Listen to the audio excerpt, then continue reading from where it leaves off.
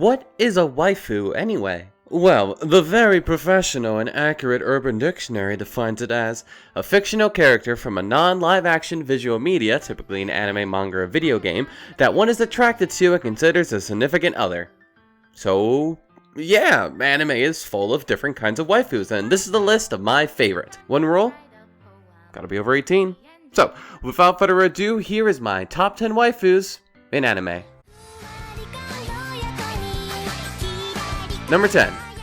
Rin Toyama from New Game. Often considered the mother figure of the game developer, Eagle Jump, Rin is a woman who takes her job very seriously. She serves as the art director and head of the background department. She's also the one who most of the younger girls go to when they need help or advice. She's very approachable, organized, and well maintained.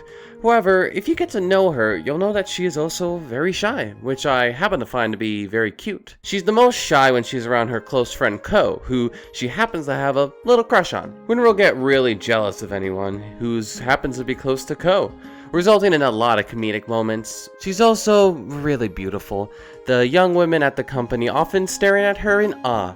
All these reasons and more is why Rin is one of my favorite waifus.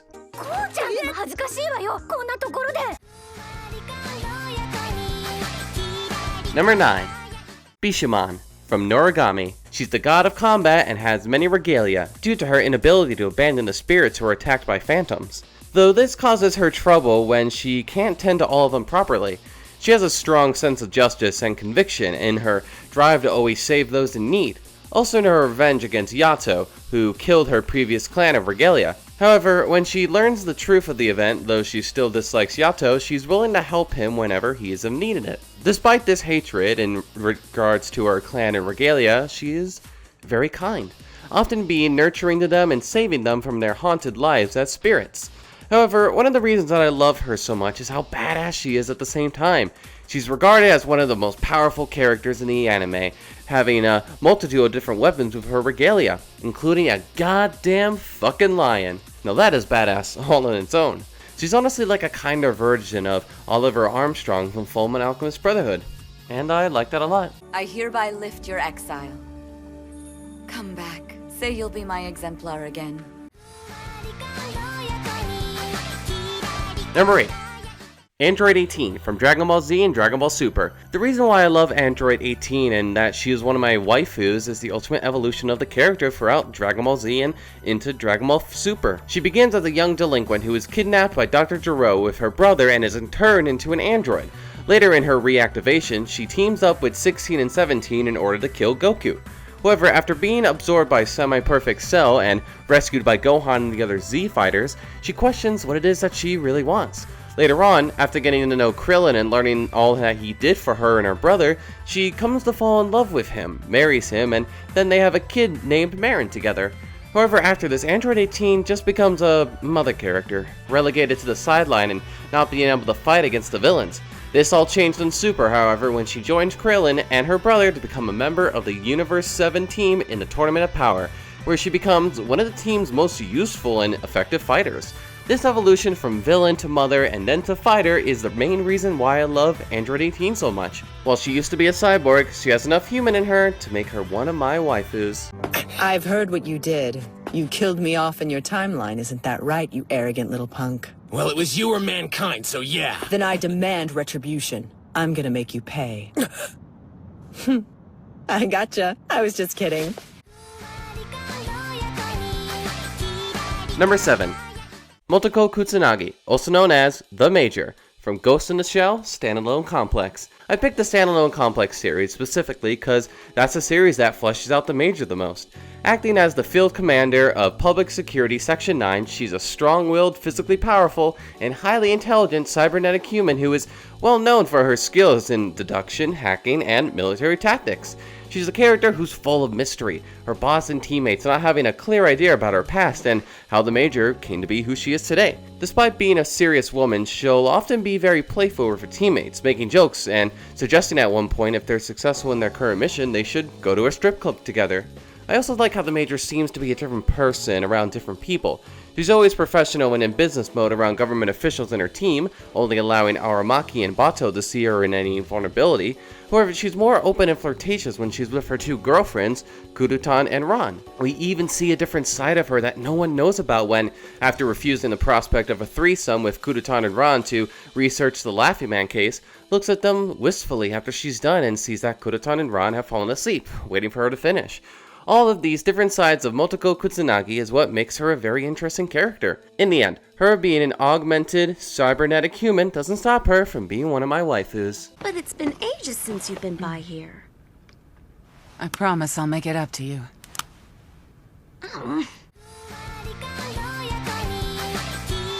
Number 6.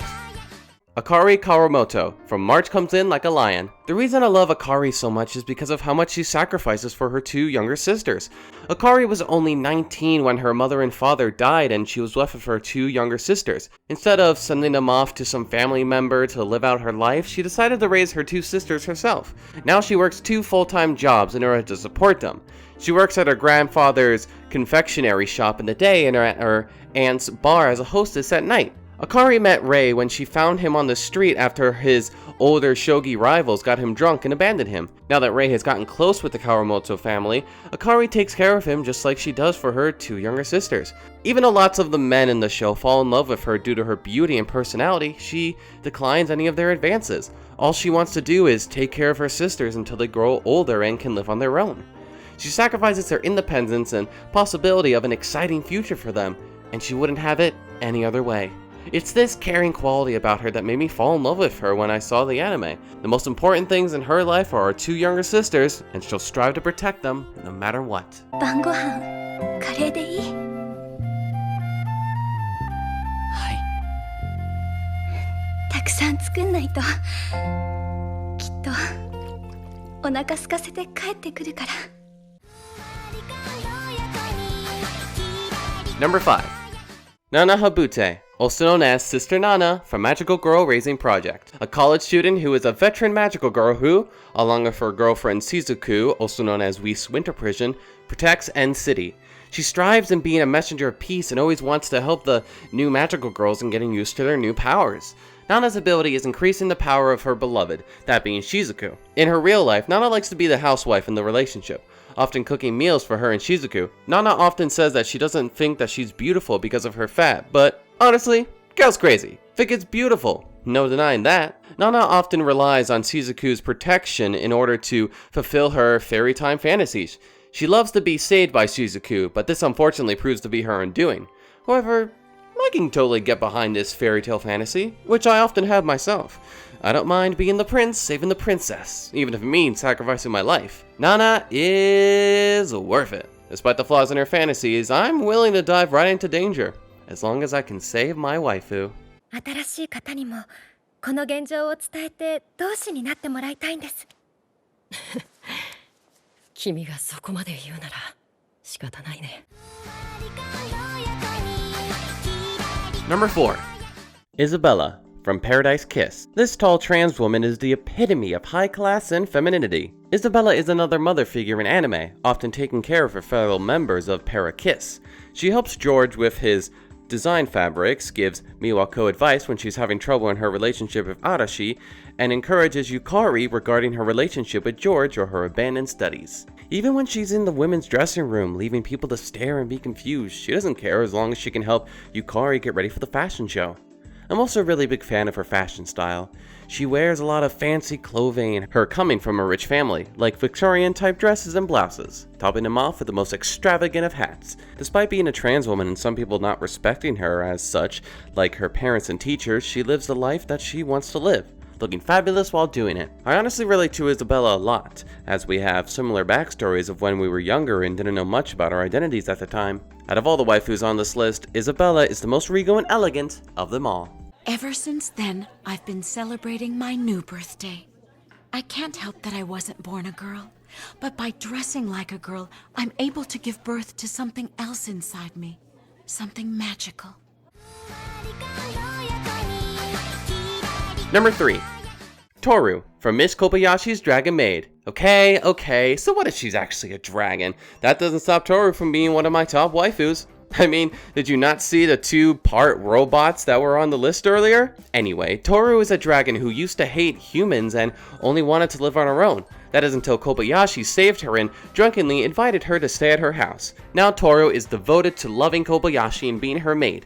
When she needs to be, Toru is one of the strongest dragons in our world, even with Elma's frequent challenges of strength. Her energetic mood often brightens up the mood of everyone around her, especially Kobayashi, who is forever changed by Toru. For the better, of course. Even with some missteps along the way, she perfected her maid skills and is ready to clean up Kobayashi's mess and cook her dinner when she's away at work. She does the same with Kana, when she and Kobayashi sort of adopt her as their daughter. In the end, having Toru as a waifu would be very helpful to me. I'm a huge slob and can never be bothered to clean it up, and I can always use a dragon to get me to work faster than I can blink. In return, I love Toru as much as she wants, even if that means eating her tail, which she sees as a sign of affection. Does that make me weird? That probably makes me weird. But in the end, Toru is someone that I would love to have as a waifu. Too bad she's only in love with Kobayashi. Such a shame. Alright, so what did you think of your first ever Kami-Ket? Well, let's see. Mainly it just reconfirmed my love for you, Miss Kobayashi. Huh?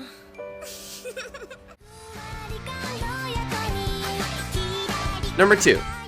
Yororichi from Bleach. Yororichi is the pinnacle of being so beautiful and so badass. Being the former captain of the 2nd Division, Yororichi is one of the strongest characters in the show. She's very easygoing and hates it when people speak only formally to her, including Soifon. While all of the other characters rely on fighting with their swords, Yororichi prefers to use hand-to-hand combat and her speed in battle. Speaking of speed, she might be one of the quickest characters in Bleach, even faster than Ichigo back when that shit mattered in the show.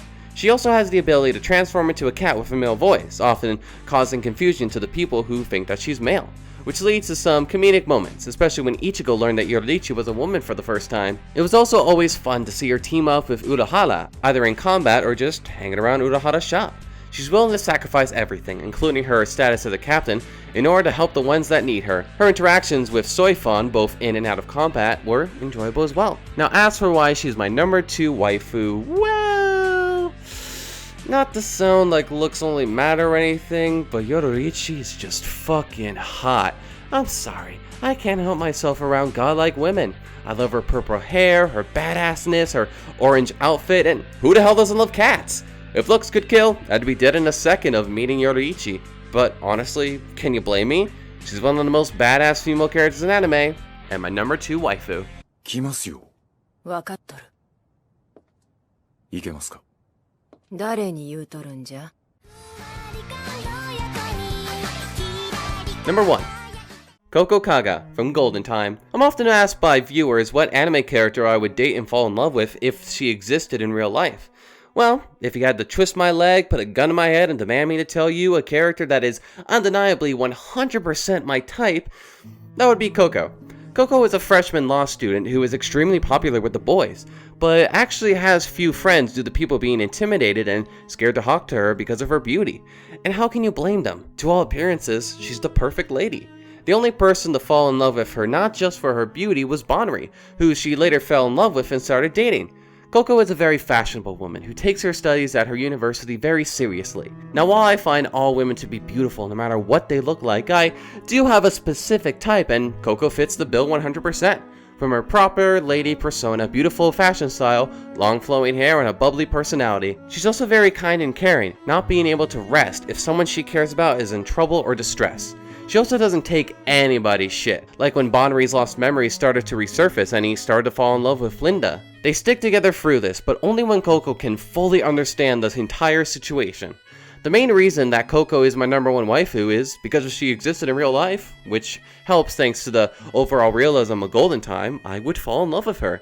While I think that all women are beautiful and don't judge my love towards any of them based on my type, Coco is 100% my type, and, well, that's why she's my number 1 waifu.